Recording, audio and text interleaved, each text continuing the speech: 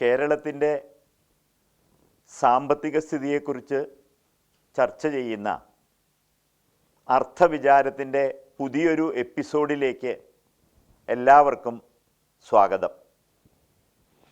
സാമ്പത്തിക വളർച്ചയുടെ വെഹിക്കിൾസ് ആവേണ്ടിയിരുന്ന പൊതുമേഖലാ സ്ഥാപനങ്ങളെ നാം തളർത്തിയ കാര്യവും അതോടൊപ്പം സ്വകാര്യ മേഖലയിലെ സ്ഥാപനങ്ങളുടെ വളർച്ചയ്ക്ക് വിഘാതം സൃഷ്ടിച്ച കാര്യവും നാം ചർച്ച ചെയ്തു.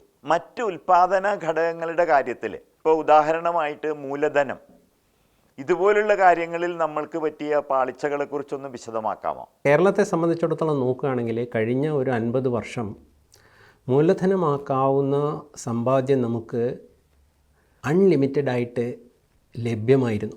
പക്ഷേ ഈ ലഭ്യമായതിനെ നമുക്ക് മൂലധനമാക്കാൻ പറ്റിയില്ല എന്നുള്ളതാണ് ഈ നേരത്തെ പറഞ്ഞ സ്ഥാപനങ്ങളുടെ അഭാവത്തിൻ്റെ ഒരു തുടർച്ച എന്ന് പറയുന്നത്. ഇത് നമുക്ക് വളരെ പ്രകടമായിട്ട് മനസ്സിലാകാവുന്ന 3-4 കാര്യങ്ങളുണ്ട്. ഒന്നാമത്തെ നമ്മളെ ലോട്ടറിയുടെ കാര്യം എടുത്ത് നോക്കുക. കേരളത്തിൽ ഏകദേശം 10,000 കോടിയിൽ കൂടുതൽ തുക ഒരു വർഷം ലോട്ടറി വാങ്ങിക്കാൻ വേണ്ടിയിട്ട് നമ്മുടെ ജനങ്ങൾ ചിലവാക്കുന്നുണ്ട്.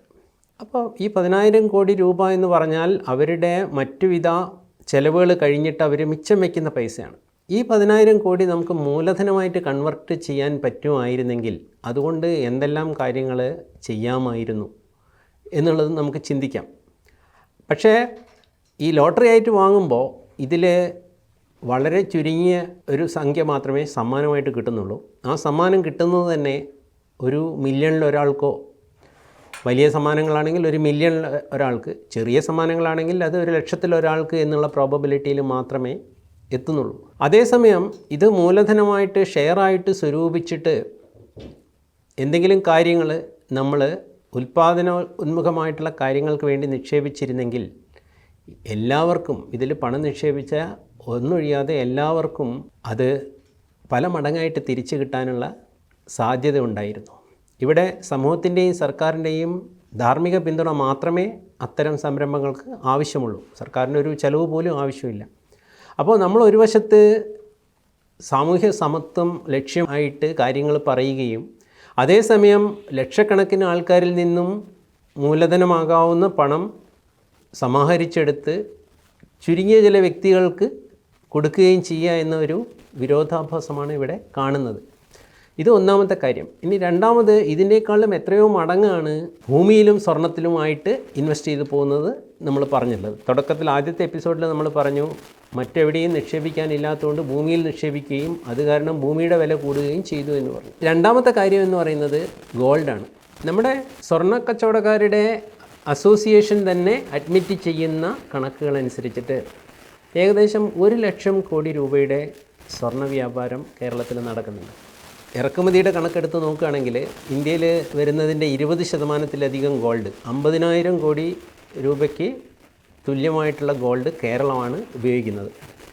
പിന്നെ കള്ളക്കടത്തായിട്ട് വരുന്നതും ഓൾറെഡി നമ്മുടെ കയ്യിലുള്ള ഗോൾഡ് റീസൈക്കിൾ ചെയ്യുന്നതും എല്ലാം നോക്കിക്കഴിഞ്ഞാൽ 1,00,000 കോടി രൂപ മിനിമം അതിൻ്റെ പർപ്പസ് ഉണ്ട്. നമ്മൾ ആലോചിക്കാം, ഈ 1,00,000 കോടി രൂപയിൽ ഒരു പകുതിയെങ്കിലും നമുക്ക് മൂലധനമായിട്ട് മാറ്റാൻ പറ്റുകയാണെങ്കിൽ 50,000 കോടി രൂപയുടെ മൂലധനം നമുക്ക് ലഭ്യമാണ്. അത് ഒരു കൊല്ലത്തേക്ക്. അപ്പോൾ കഴിഞ്ഞൊരു 15 കൊല്ലത്തേക്ക് എടുത്തു കഴിഞ്ഞാൽ ഈ 50,000 കോടി എന്ന് പറയുമ്പോൾ 7,50,000 കോടി രൂപ ഏവറേജായിട്ട് നമ്മൾ എടുക്കുകയാണെങ്കിൽ മൂലധന ലഭ്യത ഉണ്ടായിരുന്നു. എനിക്ക് 7,50,000 കോടി രൂപ ഉത്പാദനോന്മുഖമായിട്ടുള്ള സംരംഭങ്ങളിൽ നിക്ഷേപിക്കുന്നതിന് പകരം ഒരു ജഡനിക്ഷേപമായിട്ടുള്ള സ്വർണത്തിൽ നിക്ഷേപിക്കപ്പെടുന്നു. ഉത്പാദനോന്മുഖമായിട്ടുള്ള കാര്യങ്ങൾ നിക്ഷേപിച്ചാൽ അത് വീണ്ടും സമൂഹത്തിൽ സർക്കുലേറ്റ് ചെയ്യുകയും മറ്റ് പലരുടെയും ഇൻകമായി മാറുകയും ചെയ്യും.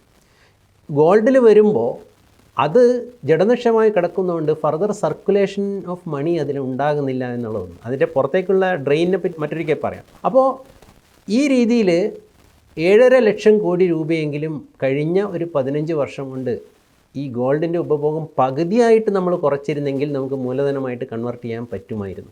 ഇനി നമ്മൾ ബിഗ് പ്രൊജക്ട്സ് ഈ 15 കൊല്ലം കൊണ്ട് നമ്മൾ ഇൻവെസ്റ്റ് ചെയ്തത് എത്രയാണെന്ന് നോക്കാം.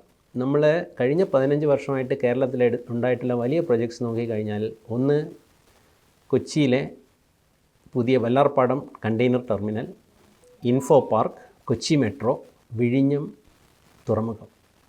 ഇതൊക്കെയാണ് മേജറായിട്ടുള്ള ഇൻവെസ്റ്റ്മെൻറ്റ് നടന്നു എന്ന് പറയുന്നത്. ഇതിനെല്ലാം കൂടെ ഏകദേശം ഇൻവെസ്റ്റ് ചെയ്തിട്ടുള്ള സംഖ്യ എന്ന് പറയുന്നത് 22,500 കോടി രൂപയാണ്. അപ്പോൾ നമ്മൾ ആലോചിക്കുക, 7.5 ലക്ഷം കോടി രൂപ നമുക്ക് ഇൻവെസ്റ്റ് ചെയ്യാവുന്ന രീതിയിൽ പകുതിയായിട്ട് ഗോൾഡിൻ്റെ ഉപയോഗവും മാറ്റിയിരുന്നെങ്കിൽ അവൈലബിൾ ആവുമായിരുന്നു. പക്ഷേ നമുക്ക് ഇൻവെസ്റ്റ് ചെയ്യാൻ പറ്റിയത് 22,500 കോടി രൂപ മാത്രമാണെന്ന് പറയുമ്പോൾ അതിൻ്റെ 3% മാത്രമേ അതുള്ളൂ. ഒന്ന്, ഇനി ഈ 22,500 കോടി രൂപയും നമ്മൾ സ്വരൂപിച്ചിട്ടാണോ ഇൻവെസ്റ്റ് ചെയ്തതെന്ന് വെച്ചാൽ അതുമല്ല. ഇതിനെല്ലാം നമ്മൾ ഓരോ വിദേശത്തു നിന്നുള്ള ഓരോ ഇൻവെസ്റ്റർ കൊണ്ടുവന്നിട്ടാണ്. ഈ വല്ലാർപാടം കണ്ടെയ്നർ ടെർമിനലാണെങ്കിൽ ദുബായ് പോർട്ട് വേൾഡ് വന്നു. അതേപോലെ ഇൻഫോ പാർക്കിന് ഗൾഫിൽ നിന്നുള്ള ഇൻവെസ്റ്ററാണുള്ളത്. വിഴിഞ്ഞം തുറമുഖത്തിന് അഡാനി വന്നു. മെട്രോ, കൊച്ചിൻ മെട്രോയ്ക്ക് നമ്മൾ ഫ്രഞ്ച് ജപ്പാനീസ് കൺസോർഷ്യത്തിൽ നിന്നൊക്കെ ലോൺ എടുക്കുകയാണ് ചെയ്തിട്ടുള്ളത്. അപ്പോൾ ഈ 22,000 കോടി രൂപ ഇൻവെസ്റ്റ് ചെയ്തത് പോലും നമ്മൾ വീണ്ടും മറ്റുള്ളവരെ ആശ്രയിക്കുന്നു. ഇതിൻ്റെ ഏറ്റവും പരിതാപകരമായിട്ടുള്ളൊരവസ്ഥയാണ് നമ്മളിപ്പോഴും വിദേശ മൂലധനത്തിന് വേണ്ടി കാത്തിരിക്കുന്നു എന്നുള്ളത്. നമ്മുടെ മുഖ്യമന്ത്രിയും മറ്റ് മന്ത്രിമാരുമൊക്കെ ഒരുപാട് വിദേശ യാത്രകൾ ഈ വിദേശ മൂലധനം തേടി നടത്തുന്നതായിട്ട് നമ്മൾ കേട്ടിട്ടുണ്ട്. യഥാർത്ഥത്തിൽ മെറ്റീരിയലൈസ് ചെയ്ത കാര്യങ്ങൾ വളരെ നിസ്സാരമാണ് എന്നും കാണാം. നമുക്ക് അടുത്ത കാലത്ത് കേൾക്കാൻ പറ്റിയിട്ടുള്ള ഒരു കാര്യം, സ്കാൻഡിനേവിയൻ രാജ്യങ്ങളിൽ നമ്മുടെ മുഖ്യമന്ത്രി പോയപ്പോൾ ഒരു കറി പൗഡർ യൂണിറ്റ് തുടങ്ങാൻ വേണ്ടിയിട്ട് 150 കോടി രൂപ ഒരു പ്രൊമോട്ടർ ഇൻവെസ്റ്റ് ചെയ്യാൻ തയ്യാറായി എന്നുള്ളതാണ്. അപ്പോൾ നമ്മളിതിൻ്റെ വൈരുദ്ധ്യം ആലോചിക്കണം. 7.5 ലക്ഷം കോടി രൂപ കഴിഞ്ഞ 15 വർഷം കൊണ്ട് നമുക്ക് ഈ ഗോൾഡിൻ്റെ ഉപയോഗം ജസ്റ്റ് പകുതിയായി കുറച്ചിരുന്നെങ്കിൽ സ്വരൂപിക്കാവുന്ന ഒരു സംസ്ഥാനം 150 കോടിക്ക് നമ്മുടെ മുഖ്യമന്ത്രിയെ സ്കാൻഡിനേവിയ വരെ അയക്കുന്നു എന്നുള്ളതിൽ ആ വൈരുദ്ധ്യം ഇത് നമുക്ക് മനസ്സിലാക്കാൻ പറ്റുന്നുണ്ടോ? അല്ലെങ്കിൽ എങ്ങനെ ഈ ഒരു ഇൻവെസ്റ്റ്മെൻറ്റ് നമുക്ക് സാധ്യമാക്കാം? എന്തുകൊണ്ടാണത് സാധ്യമാക്കുന്നത്? അതിനുള്ള മോഡൽസ് നമ്മളെടുത്ത് ഇല്ലേ? ഉദാഹരണത്തിന് സിയാൽ. എങ്ങനെയാണ് നമ്മൾ സിയാൽ കൊണ്ടുവന്നത്? സിയാൽ കൊണ്ടുവന്നത് ഗവൺമെൻറ്റിൻ്റെ ഒരു ന്യൂനപക്ഷ വീതം മാത്രമേ ഉള്ളൂ, ഒരു മൈനോറിറ്റി സ്റ്റേക്കേ ഉള്ളൂ.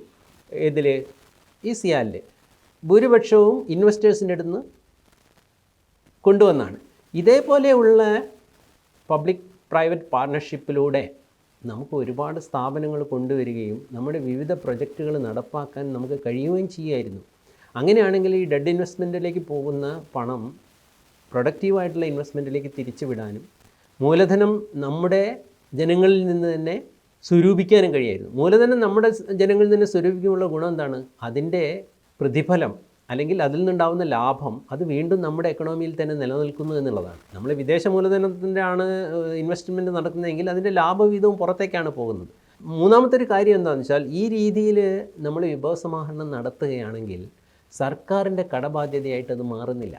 സർക്കാർ മൂലധനം ഇൻവെസ്റ്റ് ചെയ്യുന്നതിന് അതിൻ്റെ റിസ്ക് എടുക്കുന്നു. അയാൾക്ക് ലാഭമോ നഷ്ടമോ ഉണ്ടാകാം. പക്ഷേ അത് വിജയിപ്പിക്കുക എന്നുള്ളത് സംസ്ഥാനത്തിൻ്റെ മൊത്തമായിട്ടുള്ള ആവശ്യമായതുകൊണ്ട് സമൂഹത്തിൻ്റെയും സർക്കാരിൻ്റെയും ധാർമ്മികമായ പിന്തുണ അതിന് കൊടുക്കുക. എന്നിട്ട് ഇത്തരം 100 സംരംഭങ്ങളെ നമ്മൾ പ്രോത്സാഹിപ്പിക്കുക എന്നുള്ളതായിരുന്നു ചെയ്യേണ്ടിയിരുന്നത്. നിർഭാഗ്യവശാൽ ഇത് നടന്നില്ല എന്നുള്ളത് കൊണ്ട് നമ്മുടെ മൂലധനം നമുക്ക് ഒട്ടും തന്നെ ഉത്പാദനക്ഷമമായിട്ട് സ്വരൂപിക്കാനോ നിക്ഷേപിക്കാനോ കഴിഞ്ഞില്ല എന്നുള്ളതാണ് നമ്മുടെ സാമ്പത്തിക പ്രതിസന്ധിയുടെ മറ്റൊരു പ്രധാനപ്പെട്ട കാരണം. നമ്മൾ എല്ലായ്പ്പോഴും സാമൂഹിക മൂലധനത്തെപ്പറ്റി വളരെ വാചാലരാണ്. പക്ഷേ സാമൂഹിക മൂലധനം എന്നുള്ളത് സാമ്പത്തിക മൂലധനത്തിനൊരു സബ്സ്റ്റിറ്റ്യൂട്ട് അല്ല എന്നുള്ളത് നമ്മൾ തിരിച്ചറിയേണ്ട ഒരു കാര്യമാണ്. സാമൂഹിക മൂലധനം സാമ്പത്തിക മൂലധനത്തിനെ കോംപ്ലിമെൻ്റ് ചെയ്യേണ്ട ഒരു കാര്യമാണ്, അല്ലാതെ അതിനെ സബ്സ്റ്റിറ്റ്യൂട്ട് ചെയ്യേണ്ട ഒരു കാര്യമല്ല എന്ന് നമ്മൾ മനസ്സിലാക്കണം. ഉത്പാദന ഘടകങ്ങളിൽ വളരെ പ്രധാനപ്പെട്ട മറ്റൊന്നാണല്ലോ തൊഴിൽ.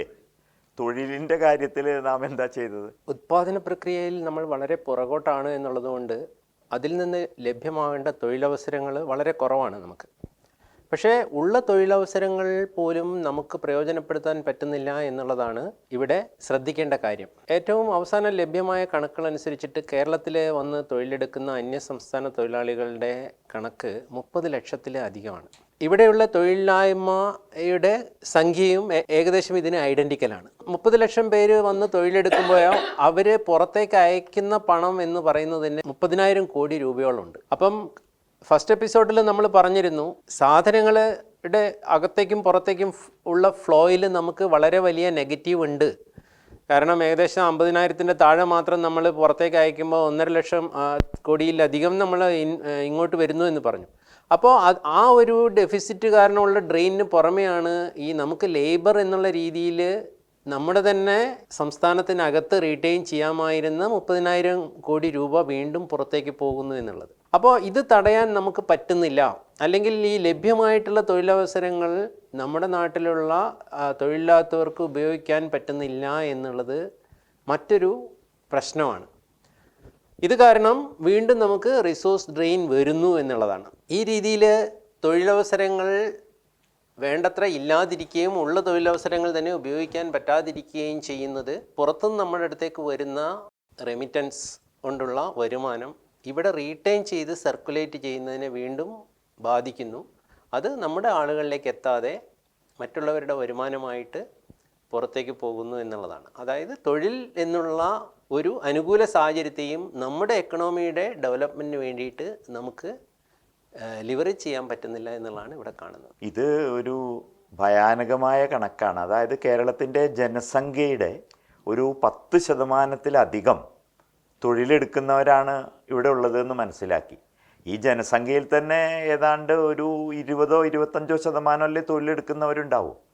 അപ്പോൾ ഇവിടെ തൊഴിലെടുക്കുന്നവരിൽ ഏതാണ്ട് പകുതിയോളം വേണമെന്നുണ്ടെങ്കിൽ അൺസ്കിൽഡ് ആയിട്ടുള്ള ലേബർ ചെയ്യുന്നവർ, സ്കിൽഡും ചെയ്യുന്നുണ്ട് അവർ, അതിൽ പകുതിയിലധികം പുറമേ സംസ്ഥാനങ്ങളിൽ നിന്നുള്ളവരാണെന്നല്ലേ ഈ കണക്ക് കാണിക്കുന്നത്. തീർച്ചയായിട്ടും. മാത്രമല്ല, ഇതിൻ്റെ സാമ്പത്തിക വശത്തിന് ഉപരിയായിട്ട് ഇതിന് ധാരാളം സാമൂഹ്യമായും സാംസ്കാരികമായും രാഷ്ട്രീയമായിട്ടുള്ള മറ്റ് പ്രശ്നങ്ങളും ഇതോടനുബന്ധിച്ചുണ്ട് എന്നുള്ളത് നമുക്ക് ഇവിടെ പ്രസക്തമല്ലെങ്കിൽ കൂടി വിസ്മരിക്കാൻ കഴിയില്ല. നമ്മളിപ്പോഴും സോഷ്യലിസത്തിൻ്റെയും ഇടതുപക്ഷ ആശയങ്ങളുടെയൊക്കെ പേരിൽ വലിയ ഉദാത്തമായ കാര്യങ്ങളൊക്കെ പറഞ്ഞ് ആണയിടുന്ന ആളുകളാണ്. പക്ഷേ ഈ ആശയങ്ങളുമായി മുന്നോട്ട് പോയവർക്ക് സാമ്പത്തികമായിട്ട് എന്ത് സംഭവിച്ചു തുടങ്ങിയ കാര്യങ്ങളും നന്നായി പഠിച്ചിട്ട് ഒരു അപ്ഡേറ്റ് ചെയ്യേണ്ട ഉത്തരവാദിത്വം നമുക്കില്ലേ? അതിവിടെ ചെയ്യുന്നുണ്ടോ? സോവിയറ്റ് യൂണിയൻ ഉൾപ്പെടെ സോഷ്യലിസ്റ്റ് ബ്ലോക്കിൻ്റെ തകർച്ച നമുക്ക് ഒരുപാട് പുനർവിചിന്തനങ്ങൾ ചെയ്യേണ്ടിയിരുന്ന ഒരു സമയമായിരുന്നു. ആ ബ്ലോക്ക് എങ്ങനെ തകർന്നു എന്നുള്ളതും അതേസമയം ചൈന എങ്ങനെ അതിനെ അതിജീവിച്ച് മുന്നോട്ട് പോയി എന്നുള്ളതും നമുക്ക് ഒരുപാട് പാഠങ്ങൾ തരാൻ പ്രാപ്തമായിരുന്നു. അന്ന് നമ്മുടെ നാട്ടിലുണ്ടായിരുന്ന ഒരു നെറേറ്റീവ് എന്താണെന്ന് വെച്ചാൽ ഇത്തരം പരാജയങ്ങളിൽ നിന്ന് പാഠം പഠിച്ച് തിരുത്തലുകളോട് മുന്നോട്ട് പോകും എന്നുള്ളതായിരുന്നു. പക്ഷേ അങ്ങനെയുള്ള തിരുത്തലുകൾ നമുക്ക് എവിടെയും കാണാൻ പറ്റിയിട്ടില്ല എന്ന് മാത്രമല്ല, 21-ാം നൂറ്റാണ്ടിൽ വീണ്ടും ഇതേ പാത പിന്തുടർന്നിരുന്ന രാജ്യങ്ങൾ അവർക്ക് വീണ്ടും ഈ പാഠങ്ങളിൽ നിന്നെല്ലാം പഠിച്ച് തിരുത്തലുകളോടെ മുന്നോട്ട് പോകാനുള്ള അവസരം ഉണ്ടായിരുന്നു. ഉദാഹരണത്തിന് സിംബാബ്വെ, റൊഡേഷ്യ എന്ന് മുമ്പ് പേര് വിളിച്ചിരുന്ന സിംബാബ്വെ എന്ന രാജ്യം, അവർക്ക് സ്വാതന്ത്ര്യം കിട്ടി. അവർ റോബർട്ട് മുഗാബെ എന്ന നേതാവിൻ്റെ കീഴിൽ വീണ്ടും ഈ രീതിയിലുള്ള സാമ്പത്തിക നയങ്ങളാണ് തുടർന്നിരുന്നത്. സ്വാതന്ത്ര്യം കിട്ടുമ്പോൾ അത്യാവശ്യം നല്ല രീതിയിലുള്ള ഒരു സമ്പദ് വ്യവസ്ഥയായിരുന്ന സിംബാബ്വെ ഏകദേശം ഒരു 1.5 പതിറ്റാണ്ട് കൊണ്ട് കുത്തുവാള എടുക്കുന്ന അവസ്ഥയിലേക്കാണ് എത്തിയിരുന്നത്. അവിടെ ഇൻഫ്ലേഷൻ്റെ ശതമാനം മില്യൺ കണക്കിലാണ് കണക്ക് കൂട്ടിയിരുന്നത്. പേഴ്സിൽ പണം കൊണ്ടുപോയിട്ട് ചാക്കിൽ സാധനങ്ങൾ വാങ്ങി വരുന്നതിന് പകരം ചാക്കിൽ പൈസ കൊണ്ടുപോയാൽ പേഴ്സിൽ സാധനങ്ങൾ കിട്ടും എന്നുള്ള ഒരു അവസ്ഥയിലേക്കാണ് സിംബാബ്വെ എത്തിച്ചേർന്നുള്ളത്. ഇതിന് സമാനമാണ് വെനിസ്വലയുടെ കാര്യം. വെനിസ്വല എന്നുള്ളത് ഒരു 50 വർഷം മുന്നേ സൗദി അറേബ്യ പോലെ അല്ലെങ്കിൽ USA പോലെ പ്രതിശീർഷ വരുമാനമൊക്കെ ഉള്ളൊരു രാജ്യമായിരുന്നു. ആ വെനിസ്വലയിൽ ഈ ഷാവേസിൻ്റെ ഇടതുപക്ഷ ഭരണം ഈ പോളിസികൾ അവലംബിച്ചുകൊണ്ട് വന്നപ്പോൾ ഏകദേശം 1.5 പതിറ്റാണ്ട് കൊണ്ട് വെനിസ്വേലയും പൂർണ്ണ സാമ്പത്തിക തകർച്ചയിലേക്കും അരാജകത്വത്തിലേക്കും നീങ്ങുന്ന കാഴ്ചയാണ് കണ്ടത്. അപ്പോൾ ഈ രാഷ്ട്രങ്ങൾക്കൊക്കെ പറ്റിയിട്ടുള്ള ഒരു അബദ്ധം എന്താണെന്ന് വെച്ച് കഴിഞ്ഞാൽ അവർ ഉൽപ്പാദനത്തെക്കാൾ കൂടുതൽ വിതരണത്തിൽ ശ്രദ്ധിച്ചു എന്നുള്ളതാണ്. ഉൽപ്പാദനവും വിതരണവും ഒരേപോലെ ശ്രദ്ധ ആവശ്യമുള്ള ഘടകങ്ങളാണെന്നിരിക്കെ വിതരണത്തിനെ പറ്റി മാത്രം നമ്മൾ ശ്രദ്ധിക്കുകയും ഉൽപ്പാദനത്തെ അവഗണിക്കുകയും ചെയ്യുമ്പോൾ ഏതൊരു സമ്പദ് വ്യവസ്ഥയ്ക്കും പറ്റുന്ന പതനമാണ് ഇവിടെയൊക്കെ ഉണ്ടായിട്ടുള്ളത്. ഇതിൽ നിന്നും പുറത്തു വരാൻ അവർ റിസോർട്ട് ചെയ്ത വഴികളാകട്ടെ, ഒന്ന് കടം വാങ്ങുക എന്നുള്ളതും, 2 അനിയന്ത്രിതമായിട്ട് നോട്ടടിച്ച് ഇറക്കുക എന്നുള്ളതാണ്. ഈ കടം വാങ്ങുകയും നോട്ടടിച്ച് ഇറക്കുകയും ചെയ്തതാണ് ഈ രീതിയിലുള്ള ഇൻഫ്ലേഷൻ. നമ്മൾ 2 ഡിജിറ്റ് ഇൻഫ്ലേഷൻ തന്നെ നമുക്ക് ഭയാനകമാണ്. അപ്പോൾ അത് 5 ഡിജിറ്റും 6 ഡിജിറ്റുള്ള ഇൻഫ്ലേഷനെ പറ്റി ആലോചിച്ച് നോക്കൂ. ഇതാണ് സിംബാബ്വേയിലും വെനിസ്വേലയിലും ഒക്കെ സംഭവിച്ചിട്ടുള്ളത്. വെനിസ്വേലയിലൊക്കെ അവിടുത്തെ രാജ്യത്തിൻ്റെ ജനസംഖ്യയിൽ പകുതിയോളം ആൾക്കാർ അവിടെ ജീവിക്കാൻ നിവൃത്തിയില്ലാതെ പുറത്തേക്ക് അഭയാർത്ഥികളായി പോവുകയും പൂർണ്ണമായ അരാജകത്വം അവിടെ ഉണ്ടാകുന്ന അവസ്ഥ വരികയും ചെയ്തു. അപ്പോൾ ഇതൊക്കെ തന്നെ നമുക്ക് പാഠങ്ങളാകേണ്ടതായിരുന്നു. എന്നാൽ അതിൽ നിന്നെങ്കിലും നമുക്ക് കേരളത്തിലേക്ക് വല്ല പാഠങ്ങളും വന്നു. ഇപ്പോൾ ഈ 2020കളിലും നമ്മൾ പറയുന്നത് കൂടുതൽ കടമെടുക്കുന്നതിനെ പറ്റിയും, കോവിഡ് സമയത്ത് നമ്മുടെ ധനകാര്യമന്ത്രി സജസ്റ്റ് ചെയ്തത് റിസർവ് ബാങ്ക് പരമാവധി നോട്ട് അടിച്ചിറക്കിയാൽ മതി എന്നുള്ളതായിരുന്നു. അപ്പോൾ ഇത്രയൊക്കെ അനുഭവം നമ്മൾക്കുണ്ടായിട്ടും വീണ്ടും ഇത്തരം കാര്യങ്ങൾ ഇതാണ് പരിഹാരം എന്നുള്ള ചിന്ത വരുന്നു എന്ന് പറയുമ്പോൾ ഇതിൽ നിന്നും ഒന്നും തന്നെ പഠിക്കുന്നില്ല എന്നുള്ളതാണ് നമുക്ക് കാണുന്നത്. മാത്രമല്ല ഇവിടെ അടിസ്ഥാനപരമായിട്ടുള്ള പ്രശ്നം നമ്മൾ വിതരണത്തെപ്പറ്റി മാത്രം ചിന്തിക്കുന്നു, ഉൽപ്പാദനത്തെപ്പറ്റി ചിന്തിക്കുന്നില്ല എന്നുള്ളതാണ്. ഇവിടെ ഈ ഇടത് വലത് എന്ന് പറയുന്നതിൽ തന്നെ ഒരു ചെറിയ അസാംഗത്യമുണ്ട്. കാരണം എപ്പോഴാണ് ഒരാൾക്ക് ആരോഗ്യപരമായിട്ട് എല്ലാ കാര്യങ്ങളും ചെയ്യാൻ പറ്റുന്നത്? അയാൾ ഇടത്തും വലത്തും സന്തുലിതമാകുമ്പോഴാണ്. ഏതെങ്കിലും ഒന്നിന് മാത്രം, അത് ഇടതായാലും ശരി വലതായാലും ശരി, അതിന് പ്രാമുഖ്യം കിട്ടുന്നത് ആ സന്തുലിതാവസ്ഥയ്ക്ക് കോട്ടമാണ്. അപ്പോൾ നമ്മൾ ആ സന്തുലിതാവസ്ഥയാണ് ലക്ഷ്യം വെക്കേണ്ടത്. ശരിയായ രീതിയിലുള്ള ഉൽപ്പാദനം നടക്കുക, അത് ശരിയായ രീതിയിൽ വിതരണം ചെയ്യുക എന്ന് പറയുമ്പോൾ നമുക്ക് ഇടത്തോട്ടോ വലത്തോട്ടോ ചായാനുള്ള സ്കോപ്പില്ല. നമുക്ക് എന്താണോ നാച്ചുറലായിട്ടുള്ളത്, ആ ആരോഗ്യപരമായിട്ടുള്ള സന്തുലിതമായിട്ടുള്ള അവസ്ഥയാണ് നമ്മൾ ലക്ഷ്യം വെക്കേണ്ടത് എന്നുള്ള ആ ഒരു യാഥാർത്ഥ്യം നമ്മൾ ഇനിയും സ്വീകരിക്കാതെ നമ്മൾ പല ഡോഗ്മയുടെയും പുറകിൽ തന്നെ പോകുന്നു എന്നുള്ളതാണ് ഇവിടെ കാണുന്ന മറ്റൊരു കാര്യം. നമ്മൾ വളരെ ഉന്നതമായ സാക്ഷരതയെ പറ്റിയിട്ട്, എന്നിട്ട് വലിയ ഉന്നതമായ ആശയങ്ങളെയൊക്കെ പറ്റിയിട്ട് നിരന്തരം നമ്മൾ സംസാരിക്കുന്നു. പക്ഷെ നിരന്തരമായിട്ട് നമ്മൾ പരാജയപ്പെട്ടുകൊണ്ടേയിരിക്കുന്നു. ഈ പറഞ്ഞ കാരണങ്ങൾ കൊണ്ടൊക്കെ അല്ലേ ഇങ്ങനെ സംഭവിക്കുന്നത്? അത് വളരെ ദുഃഖകരമായിട്ടുള്ളൊരു യാഥാർത്ഥ്യമാണ്. നമ്മളെ സംബന്ധിച്ചിടത്തോളം ഇപ്പോൾ ഉദാഹരണത്തിന് നമ്മൾ കൃഷിയുടെ കാര്യം എടുക്കുക. ഏകദേശം 120ഓളം സ്ഥാപനങ്ങൾ കാർഷിക ഉൽപ്പാദന വർധന ലക്ഷ്യം വെച്ചുകൊണ്ട് നമ്മുടെ സർക്കാർ സെറ്റപ്പ് ചെയ്തിട്ടുണ്ട്. ഈ 120ഓളം സ്ഥാപനങ്ങൾ കൃഷി വകുപ്പിൻ്റെ കീഴിൽ പ്രവർത്തിച്ചിട്ട് കൃഷിക്ക് എവിടെയെങ്കിലും പുരോഗതി ഉണ്ടാകുന്നുണ്ടോ എന്ന് ചോദിച്ചാൽ എവിടെയില്ല. ഓരോ വർഷവും കൃഷിയിൽ നിന്നുള്ള ഉൽപ്പാദനവും കൃഷി ചെയ്യുന്ന ഏരിയയും എല്ലാം തന്നെ കുറഞ്ഞു വരികയാണ് ചെയ്യുന്നത്. ഇനി മറ്റൊരു കാര്യം എടുക്കാം. അപ്പോൾ നീര നമ്മുടെ എല്ലാ പ്രശ്നങ്ങൾക്കുമുള്ള ഒരു പരിഹാരമാണെന്നും അത് നമ്മുടെ സംസ്ഥാനത്തിനെ സാമ്പത്തികമായ സമൃദ്ധിയിലേക്ക് നയിക്കും എന്നൊരു 10-12 കൊല്ലം മുന്നേ നമ്മൾ കേട്ടതാണ്.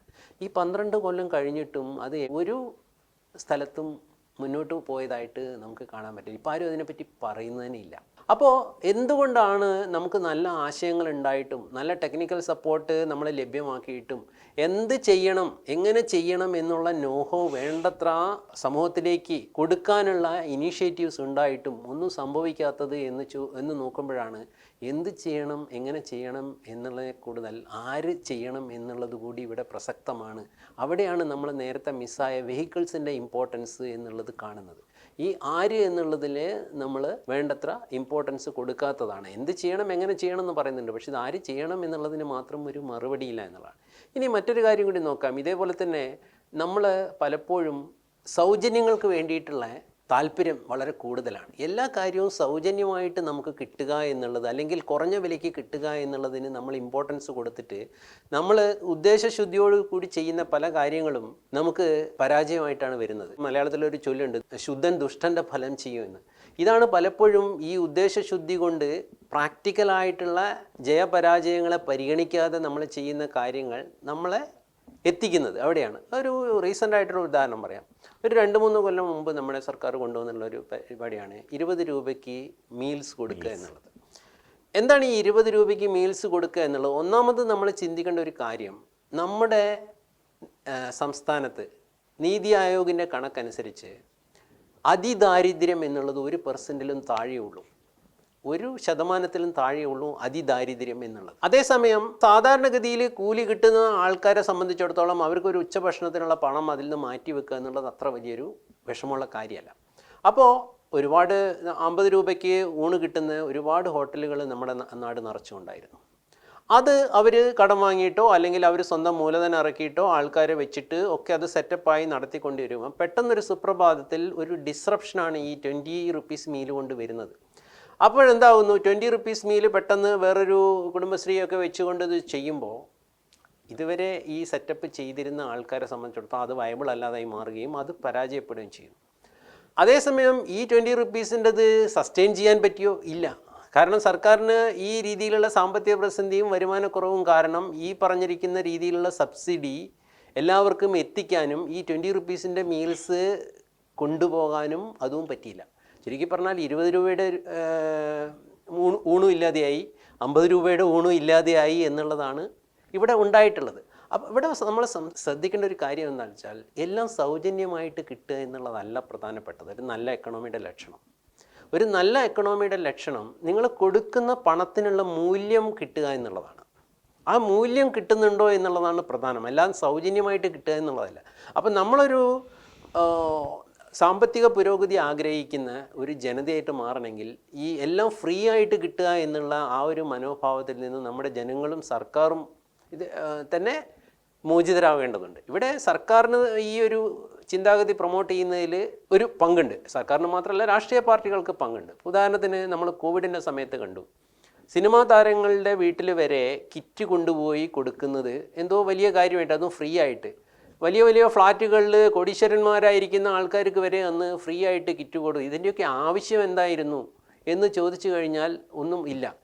ഇത് ചെയ്തൊരു ഗവൺമെൻറ് 3-4 വർഷങ്ങൾക്ക് കൊണ്ട് ഏറ്റവും ദരിദ്രരായിട്ടുള്ളവരുടെ അടിസ്ഥാനപരമായിട്ടുള്ള കാര്യങ്ങൾ പോലും മീറ്റ് ചെയ്യാനുള്ള പണം അവരുടെ അടുത്തില്ല. അപ്പോൾ ഉദാഹരണത്തിന് ഇന്നലെ പത്രത്തിൽ കണ്ട ഒരു വാർത്തയാണ്, കേരളത്തിലെ +2 സ്കൂളുകളിലെ ലാബുകളിൽ അത്യാവശ്യം വേണ്ട കെമിക്കൽസ് പോലും ഇല്ലാത്തത് കൊണ്ട് യാതൊരുവിധ പരീക്ഷണങ്ങളും അവർക്ക് പ്രാക്ടിക്കലായിട്ട് ചെയ്യാൻ പറ്റുന്നില്ല. ഹോസ്പിറ്റലുകളിൽ മരുന്നുകൾ ഇല്ലാത്തത് കൊണ്ട് പലപ്പോഴും വെച്ച് കെട്ടാനുള്ള പഞ്ഞി വരെ പുറത്തുനിന്ന് വാങ്ങി വരുമോ എന്ന് പറയേണ്ട ഗതികേട് വരുന്നു എന്നുള്ളത്.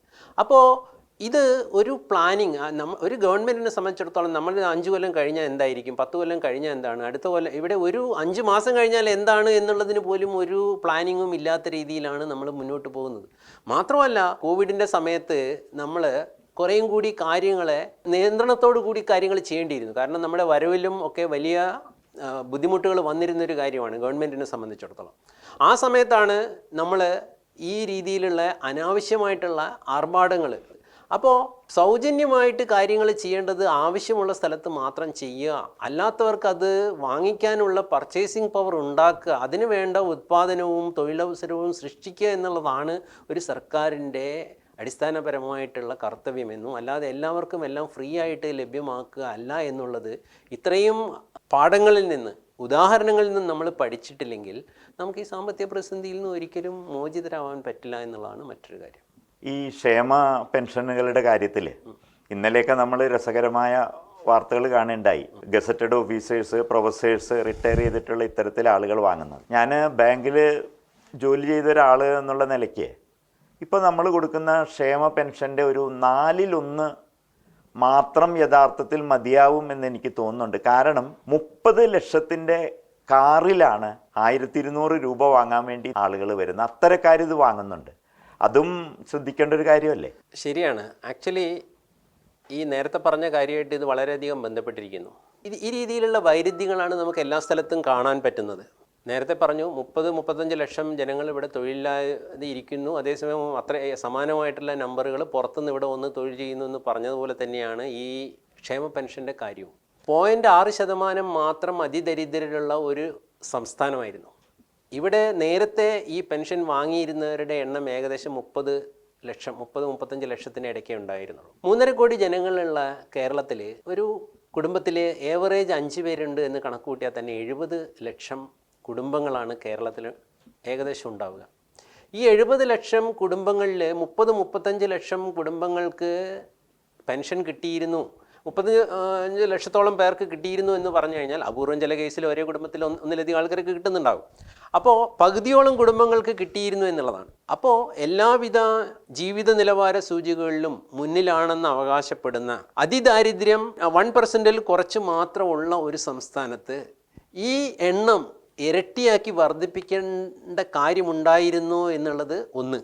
ഇനി ആ വർധന ചെയ്തതോടുകൂടി തന്നെ 35 ലക്ഷത്തിൽ നിന്ന് അത് 65 ലക്ഷമായപ്പോൾ ഏകദേശം ഒരു 5 ലക്ഷത്തോളം വരുന്ന സർക്കാർ ജീവനക്കാരുടെ, അല്ലെങ്കിൽ സർക്കാരിലോ പൊതുമേഖലയിലോ വർക്ക് ചെയ്യുന്നവരുടെ കുടുംബം ഒഴിച്ച് ബാക്കി എല്ലാവർക്കും അത് ലഭ്യമാകുന്നു. അതുതന്നെ ആവശ്യമുണ്ടോ, അല്ലെങ്കിൽ ഇത്തരമൊരു വർധനവല്ലേ അത് കൃത്യമായി കൊടുക്കാൻ പോലും പറ്റാത്ത രീതിയിൽ സർക്കാരിനെ എത്തിച്ചത് എന്നുള്ള ഒരു അവസ്ഥയിൽ നിൽക്കുമ്പോഴാണ് സാറി പറഞ്ഞ കാര്യം, ഏത് സർക്കാർ ഉദ്യോഗസ്ഥന്മാർ പോലും ഇത് വാങ്ങുന്നു എന്നുള്ള ഒരു വളരെ ശോചനീയമായിട്ടുള്ള ഒരു അവസ്ഥ നമ്മൾ കാണുന്നത്.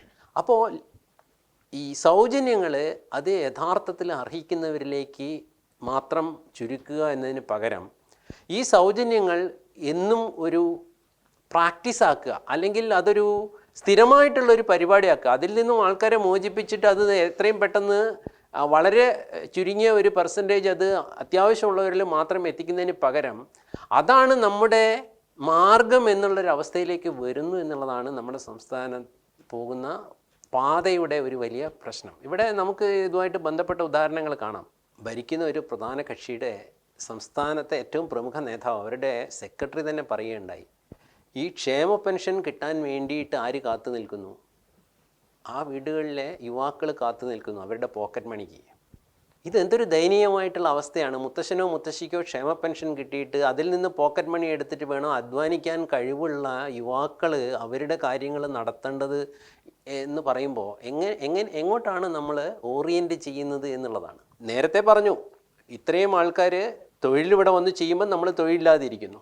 എന്നിട്ട് ഈ തൊഴിലില്ലാതിരിക്കുന്ന ആൾക്കാർ എന്തിനെയാണ് അവരുടെ വരുമാന മാർഗമായിട്ട് ഉറ്റുനോക്കുന്നത്? ഈ ക്ഷേമ പെൻഷനെയാണ്. അപ്പോൾ ഇത് ഉൽപ്പാദനം ഒന്നും സമൂഹത്തിൽ നടക്കാതെ സർക്കാർ ഇത്തരം ബാധ്യതകൾ ഏറ്റെടുക്കുമ്പോൾ ഇതൊന്നും സസ്റ്റൈനബിൾ അല്ല, അധികകാലം ഇത് കൊടുക്കാൻ പറ്റില്ല എന്നുള്ളത് സ്വാഭാവികമാണ്. ഇനി ഇവിടെ വേറൊരു കാര്യം കൂടി പറയാം. ഏകദേശം ഒരു 15 വർഷമായിട്ട് തൊഴിലുറപ്പ് കേരളത്തിൽ പ്രാവർത്തികമായിട്ട് നടക്കുന്നുണ്ട്. ഇന്നലെ വന്ന ഒരു കണക്കനുസരിച്ചിട്ട് ഏകദേശം 1500-നും 2000-നും കോടിയാണ് ഒരു അർദ്ധവർഷത്തിൽ നമ്മൾ ഇതിൻ്റെ പ്രതിഫലമായിട്ട് കൊടുത്തിരിക്കുന്നത്. അപ്പോൾ ഏവറേജ് ശരാശരി നമുക്ക് ഒരു 2000 കൊല്ലത്തിൽ വരുന്നു എന്ന് തന്നെ വയ്ക്കുക. 2000 കോടി തൊഴിലുറപ്പ് പ്രതിഫലമായിട്ട് വരുന്നു എന്ന് തന്നെ വയ്ക്കുക. കഴിഞ്ഞ 15 വർഷം കൊണ്ട് ഒരു 25,000 മുതൽ 30,000 വരെ കോടി ഇതിൻ്റെ പ്രതിഫലമായിട്ട് കൊടുത്തിട്ടുണ്ടാവും. ഈ 30,000 കോടി തൊഴിലിന് മാത്രമായിട്ട് നമ്മൾ ലഭ്യമാക്കിയപ്പോൾ ഉൽപ്പാദനത്തിലേക്ക് അത് എന്ത് സംഭാവന ചെയ്തു, ആസ്തി വികസനത്തിന് അത് എന്ത് സംഭാവന ചെയ്തു എന്ന് ആരെങ്കിലും വല്ല ഓഡിറ്റും നടത്തുന്നുണ്ടോ? അല്ലെങ്കിൽ അങ്ങനെ വേണമെന്ന് നമ്മൾ ആഗ്രഹിക്കുന്നുണ്ടോ? ഇല്ല എന്നുള്ളതാണ്.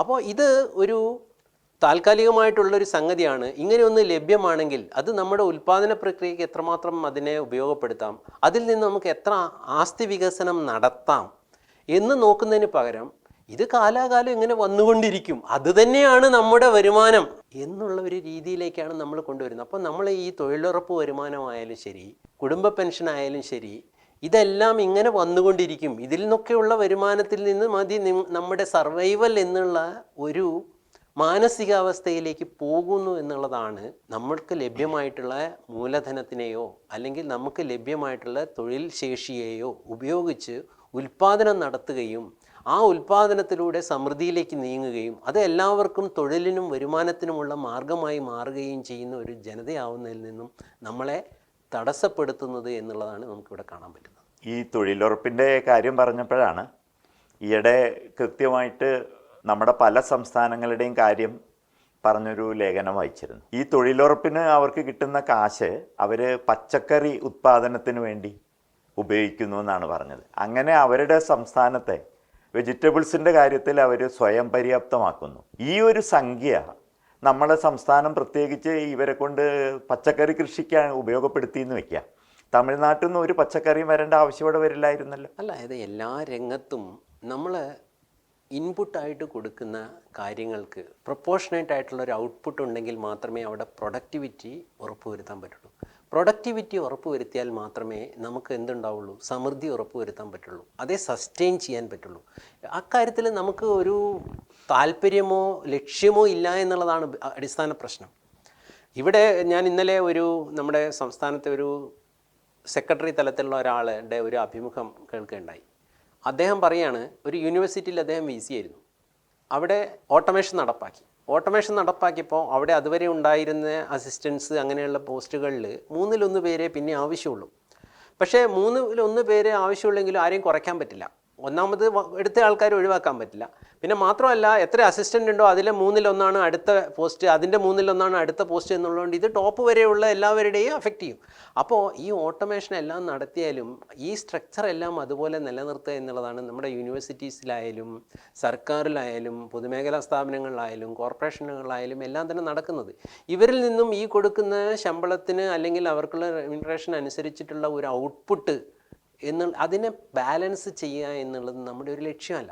അതുകൊണ്ട് എന്താവുന്നു, നമ്മുടെ റിസോഴ്സസ് മുഴുവൻ പ്രൊഡക്റ്റീവ് അല്ലാത്ത കാര്യങ്ങൾക്ക് വേണ്ടിയിട്ട് വേസ്റ്റ് ആവുന്നു. അത് എവിടെ നോക്കിയാലും നമുക്ക് കാണാം. ഈ പെൻഷൻ്റെ എണ്ണം അത് അർഹരല്ലാത്തവരിലേക്ക് എത്തിക്കുകയും എല്ലാവർക്കും പെൻഷൻ കൊടുക്കുന്നു എന്നുള്ളത് ഒരു രാഷ്ട്രീയ നേട്ടമാക്കാൻ നോക്കുമ്പോൾ ഈ തൊഴിലുറപ്പിലൂടെ വരുന്നത് അതിൽ നിന്നും എന്തെങ്കിലും ഉൽപ്പാദനമോ ആസ്തിയോ ഇല്ലാതെ അതൊരു സ്ഥിരമായിട്ട് വരുമാനമാകുമെന്ന് കരുതുമ്പോൾ നമ്മൾ മനസ്സിലാക്കേണ്ടത് ഇതൊക്കെ സസ്റ്റെയിൻ ചെയ്യാൻ പറ്റാത്ത ഒരവസ്ഥയിലേക്ക് നമ്മളെ സ്വയം നയിക്കുന്നു എന്നുള്ളതാണ്. ഈ ഒരു തിരിച്ചറിവ് നമുക്ക് വരുന്നില്ല എന്നുള്ളതാണ് നമ്മളെ മുന്നോട്ട് നയിക്കുന്നതിൽ, അല്ലെങ്കിൽ നമുക്ക് അനുകൂലമായിട്ടുള്ള എത്രയോ സാഹചര്യങ്ങൾ